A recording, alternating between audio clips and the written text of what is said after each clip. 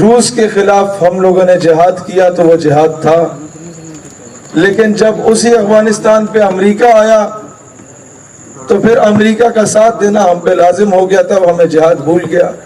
لہٰذا جب تک ہم یہ نہ کہیں کہ جہاد صرف وہ جائز ہے جو امریکہ کی خوشنودی سے ہو، تب تک ہم آزاد نہیں ہو سکتے۔ دوستان ذی وقار، ابھی ہمیں کچھ یہ وہ تلخ باتیں ہیں، یہ وہ تلخ حقائق ہیں جو کہ شاید لوگ کرنے سے پہلے وہی چودھری صاحب والی بات کے باہر ایک کالا ڈالا کھڑا ہوتا ہے اور آپ کا شمار نامعلوم افراد میں ہو جاتا ہے۔ لیکن میں کب تک یہ برداشت کروں کہ میرے قوم کی بیٹی عافیہ صدیقی کی صورت میں اغوا کر لی جائے؟ میں کب تک یہ برداشت کروں کہ میرے قوم کے بچے ریمن ڈیوس کی صورت میں اسے قتل کر دیا جائے اور ریمن ڈیوس باعزت طور پر بری ہو جائے؟ میں کب تک یہ برداشت کروں کہ کرنل جوزف رات کی تاریکی میں میرے بچے کو اسلام آباد کی سڑکوں پہ کچل دے اور ہم اسے نور خان ایئر بیس سے رات کی تاریکی میں سلوٹ مار کے بھیج دیں؟ میں کب تک یہ برداشت کروں کہ میرے دیش کا جوان وہ چونڈا میں اپنے جسم سے بم باندھ کے ہندوستانی ٹینکوں پہ تو کود پڑا، اس کے غرور کو خاک میں ملایا؟ میں کب تک یہ کہوں کہ ہمارے دیش کے جوان نے آپ کے کیا کہتے ہیں سری نگر کے قریب تو قربانیاں دیں، ایل او سی پہ تو قربانیاں دیں، سیاچن پہ تو قربانیاں دیں، لیکن اوپر جو سٹیک ہولڈرز بیٹھے ہیں انہوں نے ہمیشہ سے جارج بش کے، اوباما کے اور ڈونلڈ ٹرمپ کے تلوے چاٹے ہیں۔ میں کب تک یہ برداشت کروں کہ چہرے تبدیل ہوتے رہیں لیکن غلامی کا پٹا وائٹ ہاؤس سے ہی آتا رہے؟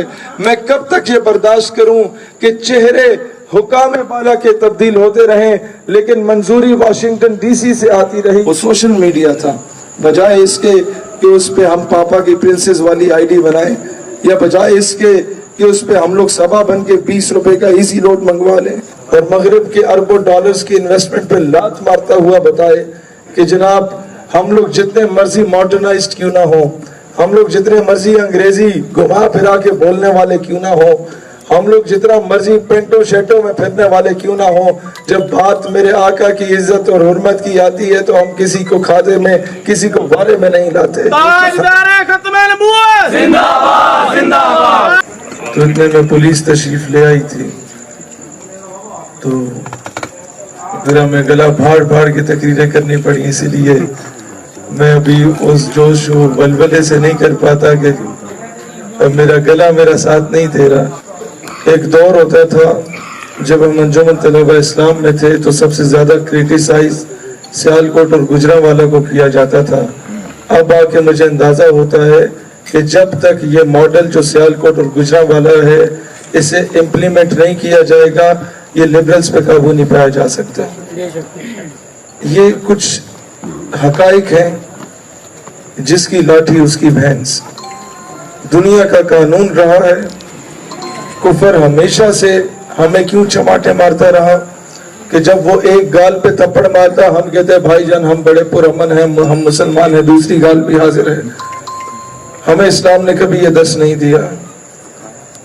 اسلام پرامن مذہب ہے، لیکن اسلام کبھی یہ نہیں کہتا کہ ماں بہن بیٹی کی عزت کو پامال کیا جا رہا اور تم چوڑیاں پہن کے بیٹھو۔ اسلام کبھی یہ نہیں کہتا کہ عراق میں مدر آف آل بامز گرائے جائیں، افغانستان میں، اور 12,000 بم آپ کے عراق میں گرائے جائیں۔ بہنوں کو ان کے بھائیوں کے سامنے برہنہ کر کے سٹ سٹینڈ کی سزائیں دلوائی جائیں 2002، 2003 اور 2004 میں، اور پھر ان کے وہ سی ڈیز وائرل کروائی جائیں اور پاکستان میں بھیجی جائیں اور باہر یہ لکھا جائے کہ یہ حج اور عمرہ کرنے کا طریقہ ہے۔ اور جب مسلمان اسے اپنے کمپیوٹر میں ڈالتا تھا اور وہ عبرت حاصل کرتا تھا اور اس کے ذہن میں یہ آتا تھا کہ کل کو اگر میں امریکہ کے بارے میں کوئی بات کروں گا تو شاید ہمارے گھر میں ہماری ماں بہنوں بیٹیوں کے ساتھ بھی یہ ہو۔ اقبال رحمت اللہ علیہ جس کانسیپٹ کو سمجھانے کی کوشش کرتے ہیں، کبھی ایسا نہیں ہوا۔ یہ پنجاب کا علاقہ ہے، آپ انٹیریئر پنجاب میں جائیں، آپ انٹیریئر سندھ میں جائیں، آپ بلوچستان میں جائیں، کہ نوابوں وڈیروں کا رواج کافی زیادہ ہے۔ کے پی کے میں ذرا کم ہے، لیکن ان علاقوں میں ذرا غلامی زیادہ ہے. وہ اقبال کہتا ہے تعویل کا پھندا جو کوئی صیاد لگا دے یہ شاخ نشیمن سے اترتا ہے بہت جلد. تو کبھی بھی ایسا نہیں ہوا کہ کوئی شخص جب تک خود اپنے پنڈ کے چودھری کے پاس گٹوں میں بوٹ پالش کرنے کے لیے نہ گیا ہو پنڈ کے چودھری نے اسے اپنا غلام بنایا ہو. کوئی زبردستی لا کے غلام نہیں بناتا. جب تک آپ اپنی نوکری کے لیے سی وی جمع نہیں کراتے تب تک آپ کو نوکری پہ نہیں رکھا جاتا. اسی طرح تو اقبال نے یہی کہا یورپ کی غلامی پہ رضامند ہوا تو مجھ کو گلا تجھ سے ہے یورپ سے نہیں ہے. اب سمجھیں جب تک امریکہ کے گٹوں میں بیٹھ کے اس سے بھیک نہیں مانگیں گے امریکہ زبردستی تو ہمیں خیرات نہیں دے گا. وہ کوئی پھوپھی کا بیٹا ہمارا. یہ جو آپ ایڈ دیکھتے ہیں یو ایس ایڈ کی مد میں ہمیں ایڈ مل گئی دیکھتے ہیں نا یہ فلانی سپورٹ آ گئی جناب امریکہ سے. بھئی وہ کیا تمہارے تائی کا پتر ہے جس نے عراق میں بم پھینکے جس نے لبنان کو تباہ کیا جس نے سیریا کو تباہ کیا جس نے پوری عرب کنٹریز کو تباہ کر دیا اس طریقے سے کہ ان کے بڑے بڑے اسٹیک ہولڈرز کو عورت و شراب کا عادی بنا دیا. یہ فکر عرب کو دے کے فرنگی تخیلات اسلام کو حجاز و یمن سے نکال دو. اس نے حجاز اور یمن کو آپس میں لڑوا دیا. اس نے عراق اور کویت کو آپس میں لڑوا دیا. اس نے عراق اور ایران کو آپس میں لڑوا دیا. اس نے پاکستان اور افغانستان کو آپس میں لڑوا دیا. وہ تمہیں کیوں ایڈ دے گا؟ اس کی کچھ ڈیمانڈز ہوتی ہیں. وہ ڈیمانڈز کیا ہوتی ہیں کہ آپ کے تعلیمی نصاب سے عشق رسول کے ایلیمنٹ کو نکال دو. آپ میں سے جو 40 یا اس سے ابو ایج کے لوگ ہیں یا اپنے بزرگوں سے پوچھئے گا کہ ان کے دور میں ایک مضمون اردو میں پڑھایا جاتا تھا غازی علم الدین ایک عظیم عاشق رسول کے نام سے. آج نہیں پڑھایا جاتا. ایک دور ہوا کرتا تھا کہ سلطان صلاح الدین ایوبی کے بارے میں ہمارے بزرگوں کو پڑھایا جاتا تھا. آج مصطفیٰ کمال اتاترک پڑھایا جا رہا ہے جسے انگریزوں نے لانچ کیا اور ایک لبرل ترکی ہمارے اوپر مسلط کیا تھا. آج وہ سلطان محمد فاتح نہیں پڑھایا جاتا. آج ہمیں وہ غازی عبدالحمید نہیں پڑھایا جاتا. آج ہمیں وہ نور الدین زنگی جیسا چیف آف آرمی سٹاف نہیں پڑھایا جاتا. اسی لیے ہمارا وزیر اعظم کہتا ہے کہ جو بارڈر کی طرف جائے گا وہ ملک دشمنی کرے گا. بندہ اس بدبخت سے پوچھے کہ تم ہر 5 ستمبر کو آ کے دعا کرواتے ہو کہ اللہ کشمیر کو آزادی دلوا دے. اپنے ساتھ کچھ علماء کو بھی بٹھا دیتا ہے. اب میں دعا کرواؤں آپ دعا کروائیں اچھا لگتا ہے. ہمارے پاس اور کچھ ہے بھی نہیں نعرے لگانے کے علاوہ دعائیں کرنے کے علاوہ تقریریں کرنے کے علاوہ. لیکن جب وزیر اعظم بھی دعا ہی کرے تو کرسی ہے تمہاری یہ جنازہ تو نہیں ہے. کچھ کر نہیں سکتے تو اتر کیوں نہیں جاتے. اللہ وطن آپ لوگوں میں سے ہماری بہنیں ہیں وہ کئی ایسی ہیں جو کہتی ہیں کہ سر ہم لوگ کام کرنا چاہتی ہیں اپنے مذہب کے لیے اپنے وطن کے لیے اس نظریے کے لیے لیکن نہیں کر پا رہی. ہم لوگ اوپنلی سوشل میڈیا نہیں یوز کر سکتے. میں نے کہا آپ سے کتنے کہا ہے آپ سے کس نے کہا ہے کہ ہماری بہن آپ اپنی تصویر سامنے آویزہ کر کے سوشل میڈیا استعمال کریں. آپ اپنے آڈیو نوٹ کے ذریعے اپنی انقلابی آواز وہ درد بھری آواز اس امت کو پہنچا سکتی ہیں. آپ اپنے ماشاءاللہ شاہ صاحب یا نبی آپ ہیں غلام ہیں غلام یہ رسول میں جو ہو نہ عشق مصطفیٰ تو زندگی بڑے ہمارے لیے آنر کی بات ہے شاہ صاحب یہاں تشریف لائے. تو بہنوں کے بارے میں عرض کر رہا تھا کہ آپ کے آڈیو نوٹس کے ذریعے آپ انہیں آڈیو نوٹس بنائیں اوپر ویڈیو میں کنورٹ کیا جا سکتا ہے. اس پر پکچر سٹوریز لگائی جا سکتی ہیں. بہت کچھ کیا جا سکتا ہے. اس ہتھیار کو استعمال اگر ہم کریں گے تو دنیا میں انقلاب آ سکتا ہے. ریسنٹلی 3-4 ملکوں میں پوری بغاوت جو قائم ہوئی وہ سوشل میڈیا نے قائم کی. دوستان ذی وقار اسی لیے میں دوبارہ درخواست کروں گا کہ پاپا کی پرنسز اور یہ سبا کے ایزی روڈ سے نکل کے کوشش کریں کہ اس سوشل میڈیا کے اس کو as a source of entertainment नहीं, इसे एज अ वेपन, एक हथियार के तौर पे यूटिलाइज करें। और आप देख पाएंगे कि यही सऊदी अरब में जब मैं पहली बार गया उम्रे पे, तो मैं जो पाकिस्तानी थे 12 रबीउल अव्वल पे, वो तो सारे आके मिले, व्हाट्सएप पे वीडियोस उन्हें पहुंचा करती थी, तो उनकी देखा देखी इंडियंस भी आके मिले क्योंकि वो भी वहाँ मजदूरी करते थे, तो मुझे 2 बार उन्होंने अरेस्ट कर लिया। लेकिन ये वही सोशल मीडिया जिसको अगर मैंने सही यूटिलाइज किया, तो उसके अगले साल जब मैं मदीना शरीफ गया, उम्रे पे जब मैं गया, तो मैंने मक्का शरीफ और मदीना शरीफ में कोई 500-700 लोगों की गैदरिंग्स में अलग अलग खिताब किया, जो कि वहाँ पर बिल्कुल भी इजाज़त नहीं होती। लेकिन ये आप पे डिपेंड करता है कि आप किस तरीके से अपना पैगाम दुनिया तक पहुँचा सकते हैं। मैंने 20 साल की उम्र में पाकिस्तान की जो एम्बेसी है कुवैत में, वहाँ पर सारे पाकिस्तानी कम्युनिटी से 2-3 मरतबा मुझे और मेरे साथ, मतलब ये ऑनर देखें कि डॉक्टर एक्यू खान और मैंने इकट्ठा खिताब किया। कहाँ वो जिनको पूरा मुल्क मानता हो, कहाँ उस वक़्त में 18-20 साल का नौजवान था।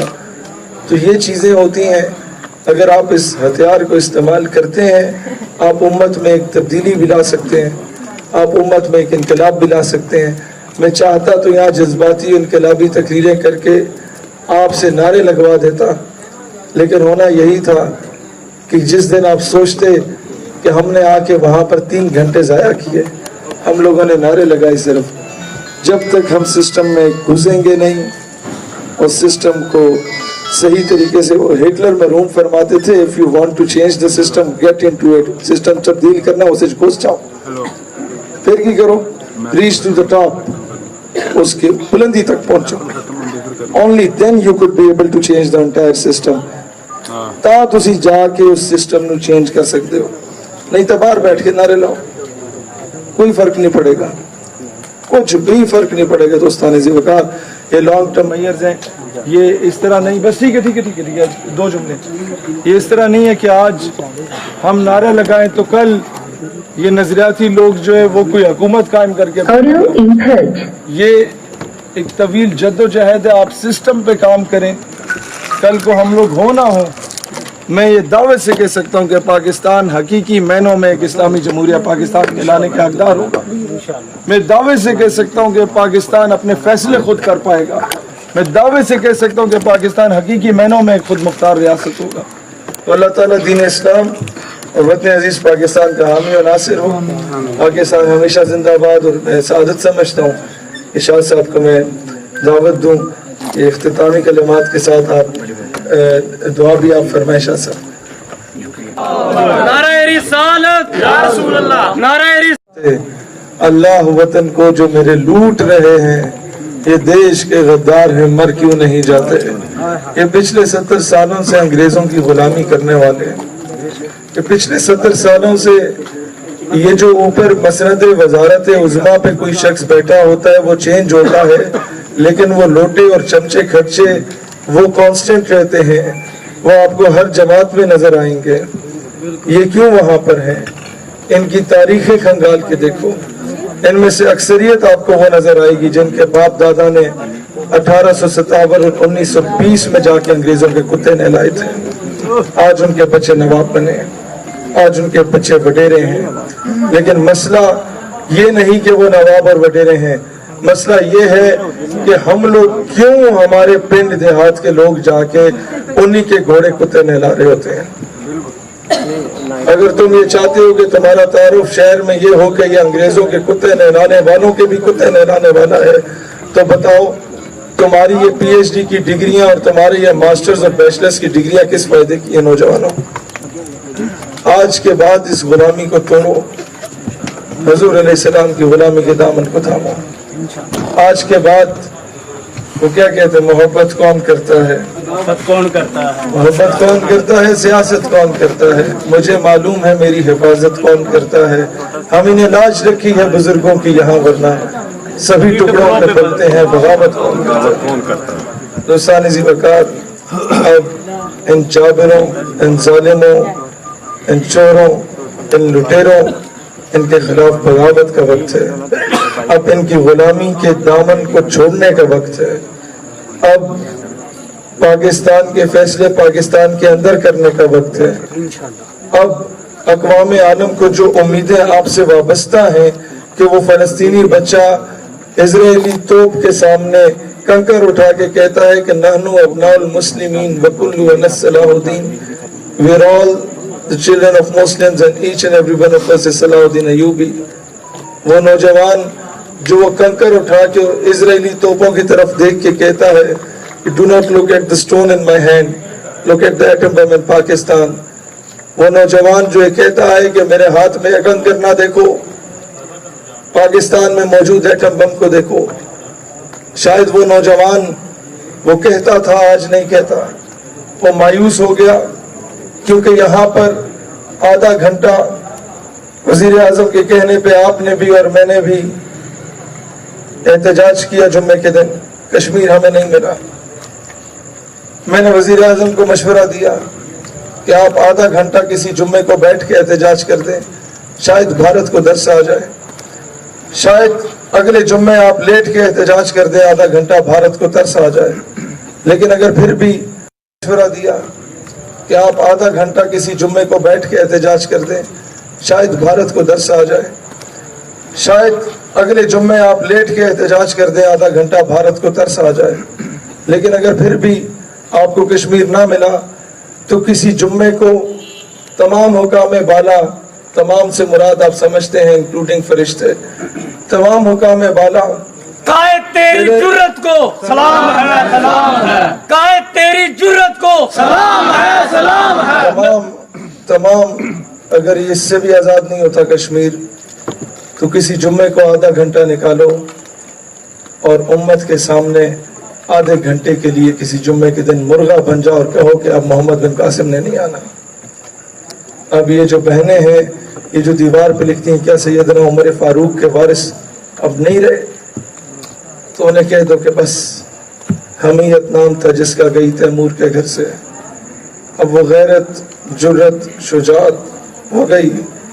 अब हमारी तलवारें डोनाल्ड ट्रंप के आगे रक्स करने के काम आती हैं। अय्यूबी रहमतुल्लाह अलैह फरमाते थे कि जब मुसलमान की तलवार औरत और शराब से जंग आलूद हो जाए तो वो हाकिम वक्त बेगैरत और बुज़दिल तरीन हो जाता है। वो तलवारें आज देख लो कि वो औरत और शराब में तो लथपथ नजर आएंगी, आपको उन बड़े बड़े जागीरदारों और उन बड़े बड़े सरमायादारों और उन बड़े बड़े स्टेक होल्डर्स के बच्चे और बच्चियां मुल्क से बाहर तालीम हासिल करते हुए नजर तो आएंगे, लेकिन आपको वो तलवारें आज कश्मीर, बर्मा और फलस्तीन के लिए उठती हुई नजर नहीं आएंगी।